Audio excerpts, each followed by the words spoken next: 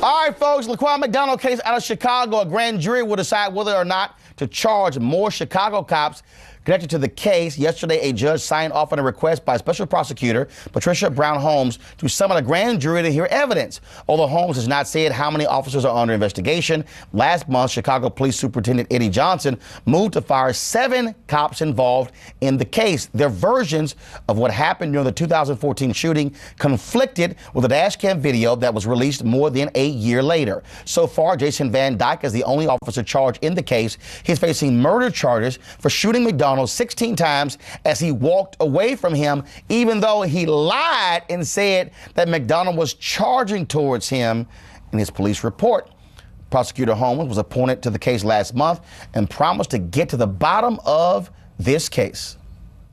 This is something that I think is very important to the public, that they get it, that we get it right, and that they have confidence in whatever the results may be.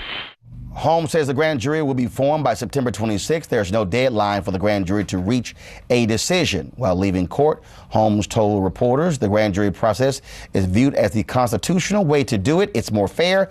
You have 16 members of the grand jury as opposed to one individual making a decision. And any decision that's this weighty and important, I think the public would want to have, some oversight.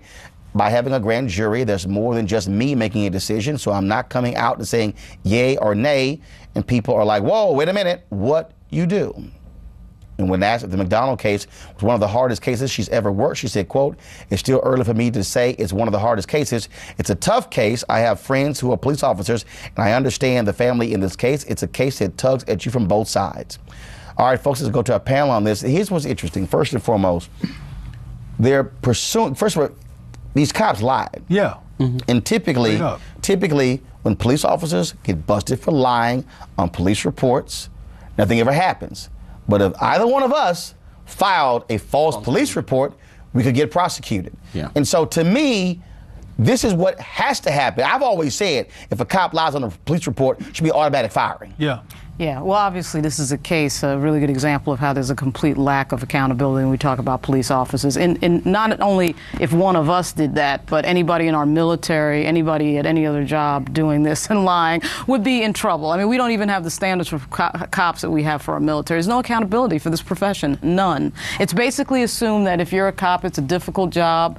And so if you do something wrong, you got it so hard. All right, so y'all went to a Burger King and y'all erased the video, and you lied on a report. You said he was charging you and he was running away. It's good. This is active we'll let y'all off. Text all of this, and this is redundant because we've talked about this a million times because unfortunately there keep being incidents to talk about. But the subtext of all of this is the dismissal of black life and the dismissal of human beings, whether their lives have any value or not. And the other issue that I think we need to keep at the top of this is Emanuel. Is that his name? Rahm Emanuel, the mayor of Chicago. He was part of this cover-up as well, and he's still there.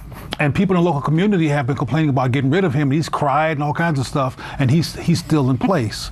So I think it's important for us to look at the systemic level of this deceit. Chris, bottom line is when you don't hold officers accountable, when they clearly lie.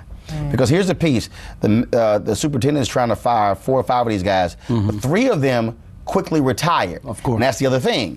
Cops will quickly retire, so there's no penalty touching their pension.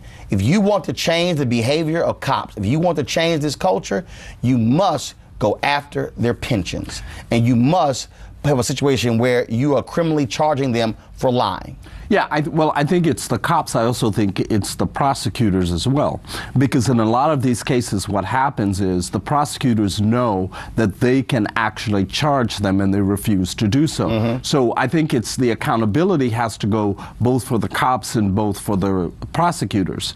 That's the only way to do it. Woman, I forgot her name, is allowing a grand jury to do this. Right. Because she doesn't want to be on the wrong side of politics. There's a simpatico between, of course, the mayor, getting back to Rahm Emanuel for a second. In these cities, the mayor is the one that sort of lets the police do whatever the heck they want, and the police union, and this is how we find ourselves at this place. And that's a very consistent meme that you find through all these cases where these cops are not prosecuted. So without the accountability, without the ability of that public servant who's been elected to office standing up to the police, you get the same thing again. Well, the other thing is this here, how the prosecutor prosecutes this before the grand jury matters. Yeah. In the case of Tim McGinty, Cuyahoga County in Cleveland with Tamir Rice, they basically operated as the defense attorneys for the cops. And so that's the key as well.